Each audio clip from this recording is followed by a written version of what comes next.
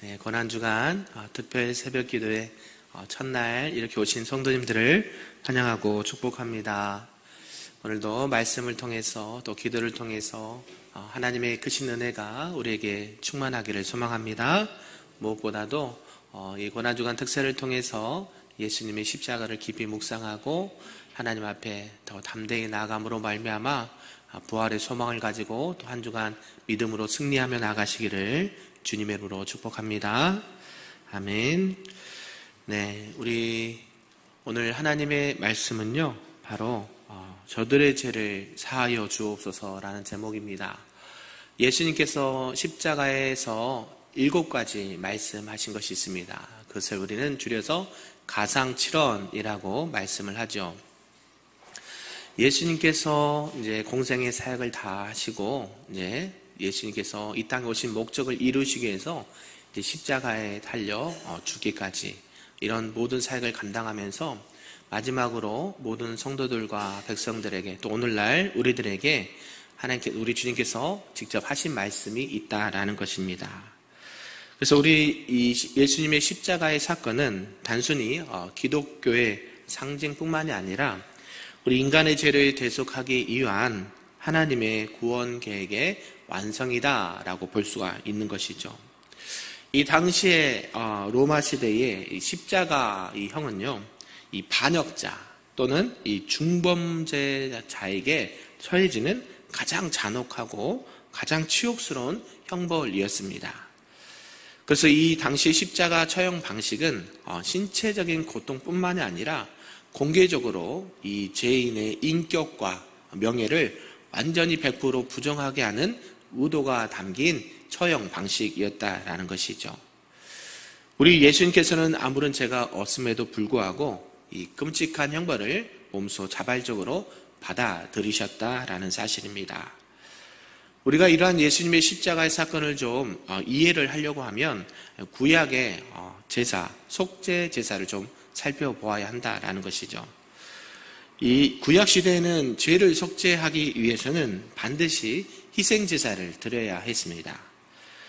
레위기 16장의 말씀에 보면 이 대제사장이 속죄일에 제물을 바쳐서 그 백성의 죄를 대신하는 과정이 있었습니다. 이것은 하나님과 인간 사이의 관계를 회복시키기 위한 상징의 행위였지만 이 구약의 제사는 불완전한 방식이었다라는 것이죠. 이 불완전한 방식을 완전한 방식으로 바꾸신 사건이 있는데 바로 예수님께서 그 십자가상에서 구약의 모든 제사를 단번에 완성시켰다라는 것입니다. 히브리서 9장 12절에 보면 이렇게 있어요. 자신의 몸을 이제 완전한 제물로 또 한 번에 하나님께 드리는 그 제사로서 모든 인류의 죄를 용서하셨다. 또 하나님과 인간 사이의 화목을 이렇게 도모하셨다라고 성경은 말씀하고 있다라는 것이죠. 그리고 이 예수님께서 하신 첫 번째 이 기도의 말씀이 뭡니까? 아버지, 누구의 죄를 사하여 주옵소서? 저들의 죄를 사하여 주옵소서라고 이렇게 말하고 있고, 저들이 지금 자기들이 무슨 일을 하는지 모릅니다 라고 이렇게 누가복음 23장 34절에 말씀하고 있는데요. 우리 누가복음 23장 34절 말씀을 함께 읽어보도록 하겠습니다. 시작. 이에 예수께서 이르시되 아버지, 저들을 사하여 주옵소서. 자기들이 하는 것을 알지 못함이니이다 하시더라. 그들이 그의 옷을 나눠 제비 뽑을세. 아멘. 지금 이 예수님께서 처음으로 십자가상에서 하신 말씀이 뭐예요? 아버지 하나님, 저들의 죄를 용서해 주옵소서. 지금 저들은 무슨 일을 하는지, 자기들이 무슨 일을 하는지도 모르고 있습니다 라는 고백을 했다라는 것이죠. 이것은 단순한 기도를 넘어서 인간의 가지고 있는 무지함과 연약함을 품고 있고요, 하나님의 긍휼을 간구하는 중보적 사역을 하고 있다는 것을 알 수가 있습니다. 그래서 우리는 오늘 이 예수님께서 십자가에서 보여주신 이 하나님의 향한 용서 또 그 본질에 대해서 우리가 깊이 살펴보고자 하는 것이죠. 그래서 이 예수님의 십자가의 사랑과 또 진정한 용서를 묵상하면서 하나님께서 오늘 우리에게 주시는 말씀이 무엇인지 몇 가지로 좀 살펴보도록 하겠습니다. 그 첫 번째는 무지 속에서도 용서를 선포하시는 예수님이다라는 말씀입니다. 십자가에서 예수님께서 첫 번째 하신 말씀 뭐예요? 하나님 아버지 저들의 죄를 용서하여 주옵소서. 한번 따라해 볼까요? 하나님 아버지 저들의 죄를 용서하여 주옵소서. 저들은 자기들이 무슨 일을 하는지 모릅니다. 네. 이 말씀은요, 당시에 이런 인간의 무지함과 연약함을 나타내고 있다라는 것이죠.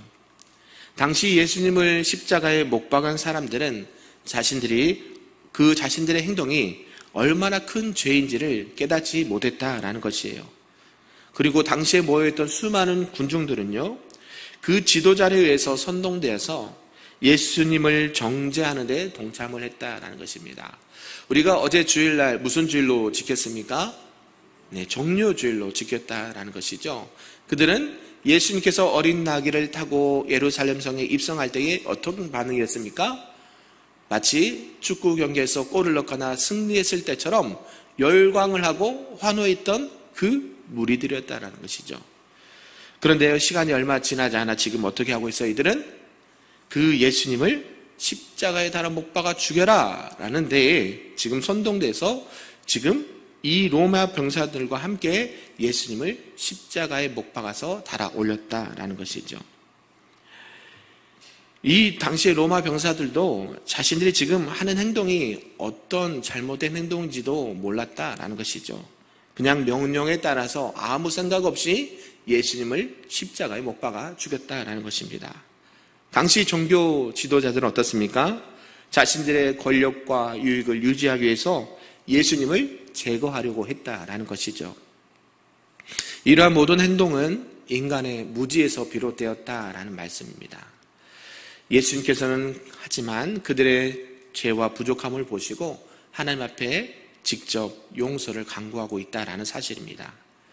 그리고 이 예수님께서 말씀하신 이 선포의 말씀은 단지 그때 당시에 십자가 아래에 있던 사람들만을 위한 것이 아니라 이것은 오늘날 저와 여러분에게도 동일하게 말씀하시는 예수님의 말씀이라는 것을 기억하셨으면 좋겠습니다. 그래서 우리는 이 인간의 무지에 대해서 좀 말씀을 좀 살펴보려고 하는 것이죠. 사도행전 3장 17절에 베드로가 이렇게 말합니다. 형제들아 너희가 알지 못하여 그리하였으며 라고 말한다라는 것이죠. 당시 예수님을 죽음으로 몰아넣은 이 군중들의 행동을 그들이 하나님에 대해서도 모르고 말씀에 대해서도 모르고 예수님에 대해서도 몰랐던 그 무지함 때문에 비롯된 것이다 라고 베드로 사도는 말씀하고 있다라는 것이죠. 또한 이것은 인간이 죄와 고난 속에서도 하나님의 뜻을 이해하지 못한 상태에서 이러한 것들을 했다는 것을 보여준다라는 것입니다. 구약의 호세아 4장 6절에는 이런 말씀도 있습니다. 내 백성이 뭐가 없어서 망한다고 말씀합니까? 지식이 없어서 망하노다. 이 지식은 어떤 지식일까요? 세상의 지식이 아니라 하나님을 아는 지식이 없어서 뭐예요? 망한다라고 말해요. 호세아 선지자는 내 백성이 지식이 없음으로 망하는도다라고 말씀하시면서 하나님에 대해서도 말씀에 대해서도 무지한 그 사람들은 결국 그 나라들은 멸망을 당하게 된다라는 것을 말한다는 그 경고의 말씀입니다. 이처럼 성경은 하나님에 대해서 말씀에 대해서 또 예수님에 대해서 모르는 그 무지함이 얼마나 큰 죄를 초래하게 되고 있는지를 명확하게 보여준다라는 것이에요. 우리 예수님께서는 이 십자가상에서 이러한 사람들의 무지를 품고 하나님 앞에 용서를 강구하고 계신다라는 사실입니다. 이 예수님의 용서를 좀 이해를 하려면 구약에 나오는 요셉의 이야기를 좀 들 수가 있다라는 사실이에요. 이 창세기 37장의 이하에 보면 요셉이 나옵니다. 요셉은요, 아버지의 사랑을 독차지하였습니다. 그러나 형제들에게는 사랑을 받지 못했어요. 그래서요, 노예로 팔려갑니다. 형제들의 미움과 배신을 통해서 노예로 팔려가고 또 노예로 팔려갔으면서 뭐예요? 억울하게 감옥의 옥살이도 했던 인물이었다라는 것이죠. 수많은 고통과 어려움을 겪었다라는 것입니다. 그러나 하나님께서는 요셉과 함께 하시면서 그를 결국 어떻게 하셨습니까? 요셉에게 주신 꿈처럼 애굽의 총리로 세우셨고, 또 후에는 그 가족들뿐만 아니라 많은 사람들의 생명을 살리는 귀한 도구로 사용되었다라는 것이죠. 기근이 닥쳤을 때는 요셉이 형제들의 생명을 구하기 위해서 요셉을 찾아왔습니다. 이 상황에서 요셉은 형제들에게 어떻습니까? 그 자식들에게 했던 것을 보복한 것이 아니라 창세기 50장 20절에 이렇게 요셉은 말씀하죠. 당신들은 나를 해하려 하였으나 하나님은 그것을 뭐로 바꾸셨어요? 선으로 바꾸사 오늘과 같이 많은 백성의 생명을 구원하게 하셨나이다. 이처럼 요셉이 말했던 것처럼 인간의 무지와 연약함을 품고 우리 하나님의 섭리를 깨닫고 예수님께서는 우리가 하는 것을 모르기 때문에 하나님 앞에 이러한 기도의 셈을 가지고 오늘도 간구하고 계신 줄로 믿습니다.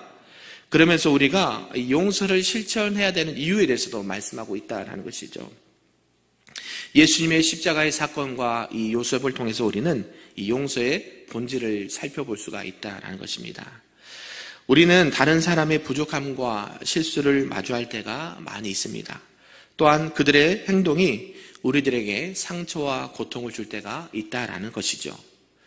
그러나 우리 예수님의 관점으로 바라볼 때에 우리들은 그들의 무지함과 연약함을 말씀의 근거에서 이해할 필요가 있다라는 것이고요. 결국 예수님께서도 실천하셨던 그 용서와 사랑을 우리가 몸소 실천해야 될 필요가 있다라는 사실입니다. 우리 예수님께서도 그리하셨듯이 저와 여러분도 그러한 용서와 사랑이 충만한 저와 여러분 되기를 간절히 소망합니다. 아멘. 두 번째는 십자가에 드러난 용서의 능력과 사랑이라는 말씀이에요. 이 십자가의 의미와 배경을 아까 말씀 잠깐 드렸는데요. 이 십자가는 이 고통과 형벌의 상징이었습니다. 이 사랑과 용서의 가장 깊은 본질을 드러내는 또 구원의 도구의 이렇게 도구도 되는 것이었죠.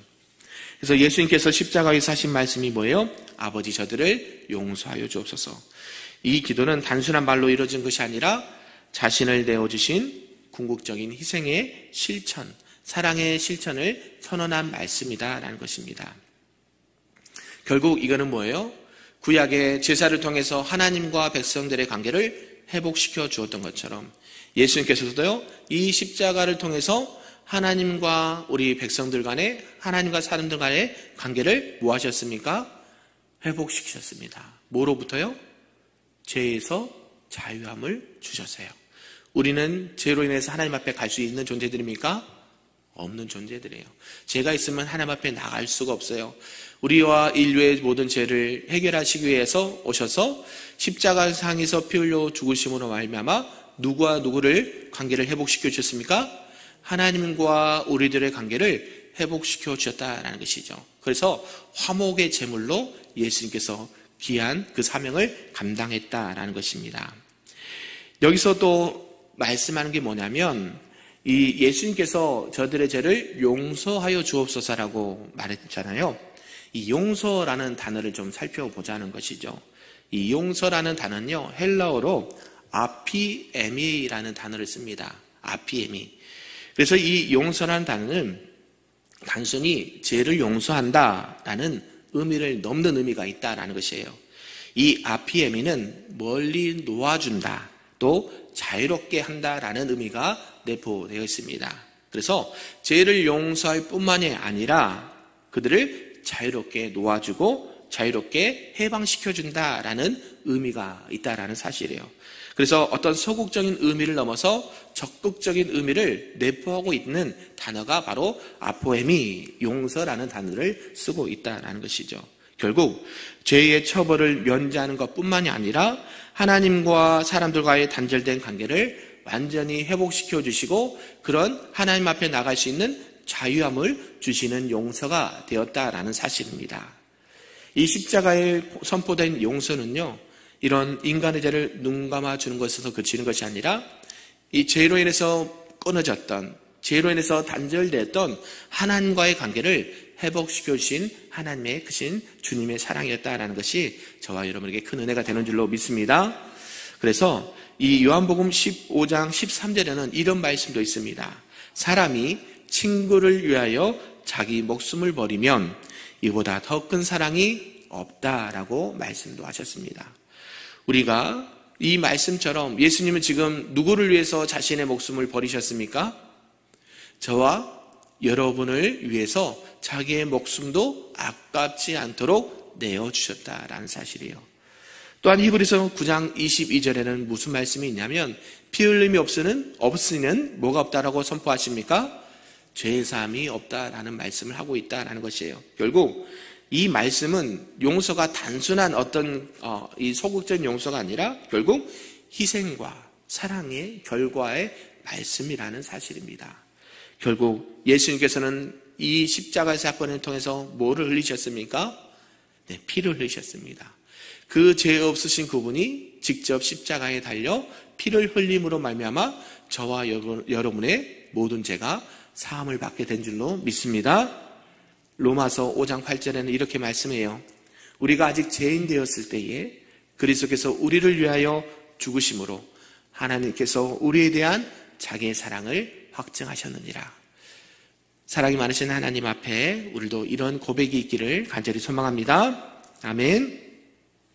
마지막 세 번째는 우리가 이제 예수님의 사랑과 이 십자가의 사랑을 알았습니다. 그러면 우리가 이 땅 가운데 어떻게 이런 십자가의 사랑을 몸소 실천할까라는 것을 살펴보자는 것이죠.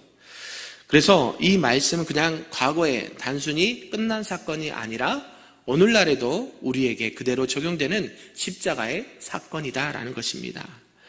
그래서 이 십자가의 사랑을 통해서 용서의 본질을 가르쳐 주시고 그 중요한 것을 가르쳐 주셨다는 것이죠.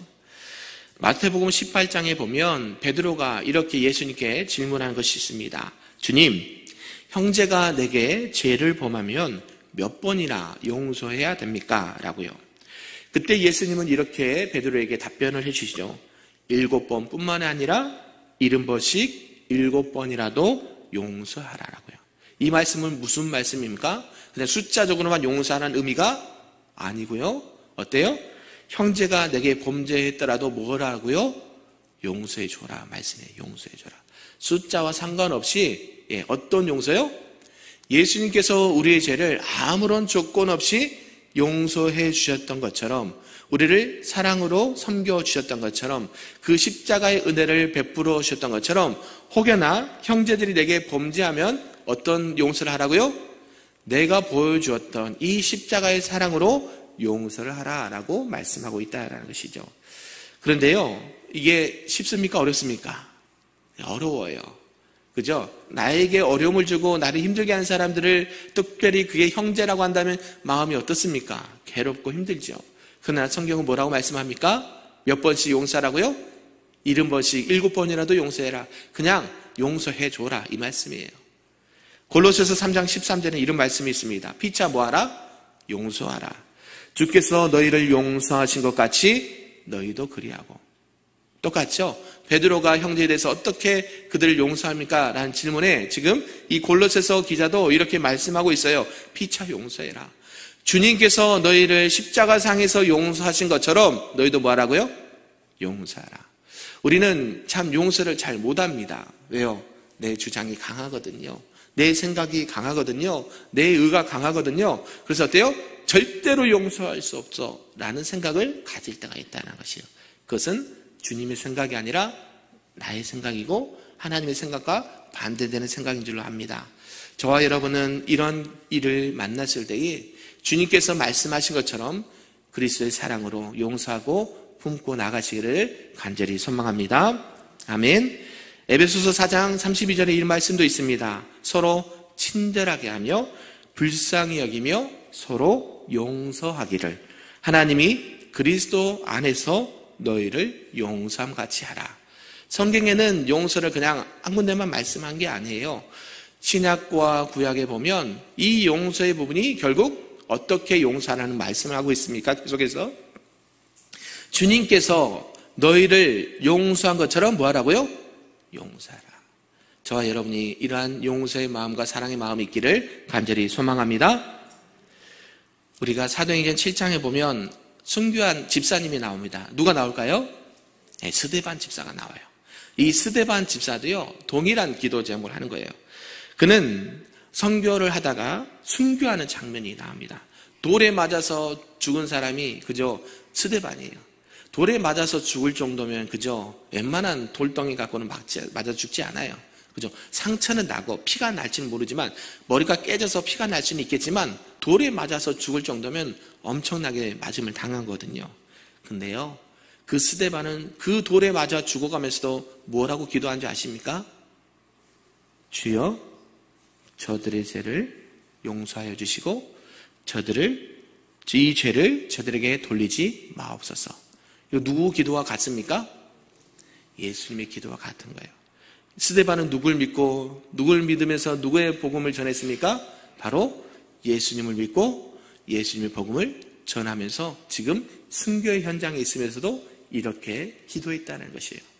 저와 여러분이 신앙생활하면서 어려움을 당하십니까? 돌에 맞은 일이 있습니까? 어때요? 그러면 어떻게 나가요? 주여, 이 죄를 저들에게 돌리지 마옵소서. 주여, 저들의 죄를 용서하여 주옵소서. 나는 할 수 없사오나 내 안에 계신 성령 하나님께서 저들의 죄를 용서할 수 있도록, 품고 기도할 수 있도록 은혜 더하여 주옵소서. 기도로 나가시는 저와 여러분 되기를 간절히 소망합니다. 그래서 우리가 실제 삶 속에서 용서를 어디서 할 수 있느냐 살펴보았더니요, 바로 가정에서 용서가 필요하다는 것이죠. 가정에서 많은 가족과 친지들이 뭐가 필요할까요? 용서가 필요해요. 때로는 부모와 자식 간에, 또 남편과 아내 간에, 또 형제는 형제끼리 용서함이 필요하다라는 사실이에요. 그래서 이 용서는 단순히 상대방을 위한 행위가 아니라 자신을 자유롭게 하고 가정을 회복시키는 힘이 있습니다. 한번 해보시길 바랍니다. 다른 때는 몰라도 고난주간에 한번 해보십시오. 나에게 어려움을 줬던 가족과 자녀들과 부모님이 또 친지들이 계신다면 나는 할 수 없습니다. 그러나 오늘 예수님께서 말씀하시고 우리에게 알려주셨던 것처럼 용서합니다. 내가 그때 다 이렇지 못했습니다. 이해하지 못했습니다. 그러나 주님의 마음으로 용서합니다라는 마음을 가지고 용서를 이렇게 해보시기 바랍니다. 두 번째는 직장에서 용서가 필요해요. 여러분 직장 다니시는 분들 어떻습니까? 가장 나를 힘들게 한 사람 용서하기 쉬울까요? 어려울까요? 어렵습니다. 저도 직장 생활했는데요. 마음에 안 든 직장 종료도 있고 상사도 있습니다. 그때 어떻게 해야 돼요? 용서해야 돼요. 쉽지 않아요. 진짜 쉽지 않아요. 나에게 뒷담화하고 나를 해코지하고 힘들게 하는 사람들이 어때요? 벌 주고 싶고 너도 당해봐라 이런 마음이 있는데 어때요? 오늘 우리는 말씀처럼 주님, 나는 할 수 없습니다. 그러나 주님께서 저들의 심령을 불쌍히 여겨주시고 용서할 수 있는 마음을 주옵소서라는 마음으로 또 이렇게 직장 안에서도 용서를 실천해 보시기를 바랍니다. 그래야 할 때에 어떤 일이 일어난지 아십니까? 관계가 회복이 돼요.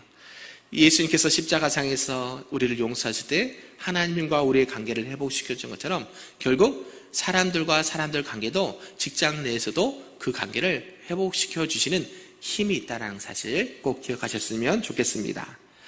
마지막은 어딜까요? 교회 안에서 용서가 필요해요. 아유, 목사님 무슨 말씀이세요? 서로 사랑하고 좋아하는데 왜 교회 안에서 용서가 필요할까요? 필요할까요? 안 필요할까요? 많이 필요한 것이 교회예요. 겉에는 웃고 있지만 그 안에 뭐가 있어요? 한 번만 걸려봐라. 그죠? 내가 가만두지 않을까. 이런 마음이 있어요, 없어요? 두 마음이 있단 말이에요. 솔직하게 우리의 마음이 누가 보셔요? 주님이 보신단 말이에요. 사람은 속일 수가 있어요. 그러나 주님과의 나의 마음은 속일 수가 없어요. 내가 아무개 성도님을 용서해야지. 내가 이제까지 악한 마음이 있었다면 용서해야지. 이런 마음을 가지고 실제로 이렇게 용서를 함께 나눠보시면 좋겠습니다. 결국 뭐예요? 이렇게 십자가를 묵상하면서 서로 교회 안에서도 용서를 주고받을 때에 그것이 진정한 화목과 이 화평을 누릴 수 있다는 사실을 기억하셨으면 좋겠습니다. 사랑하는 성도 여러분, 오늘 첫날 말씀을 좀 정리하도록 하겠습니다. 주여, 저들의 죄를 사하여 주옵소서. 우리에게 주신 그 말씀이 얼마나 귀하고 복된 줄로 압니다. 우리가 쉽게 사람을 용서하는 거 쉽지 않고요. 내 가정과 남편과 아내와 자녀들을 용서하기 쉽지 않고요. 교회와 우리 성도들을 용서하기가 쉽지 않아요. 그러나 우리 주님께서도 우리를 위해서 용서하셨던 것처럼 또 미움이 아니라 그리스도의 사랑으로 용서하는 마음을 가지고 나갈 때에 오늘 우리에게 주신 그 말씀이 그냥 과거에 있던 말씀이 아니라 오늘날 현재도 살아 역사하시는 생명의 말씀이 되는 줄로 믿습니다. 이번 한 주간을 또 살아가실 때 이런 은혜가 우리 모두에게 있기를 간절히 소망합니다. 아멘.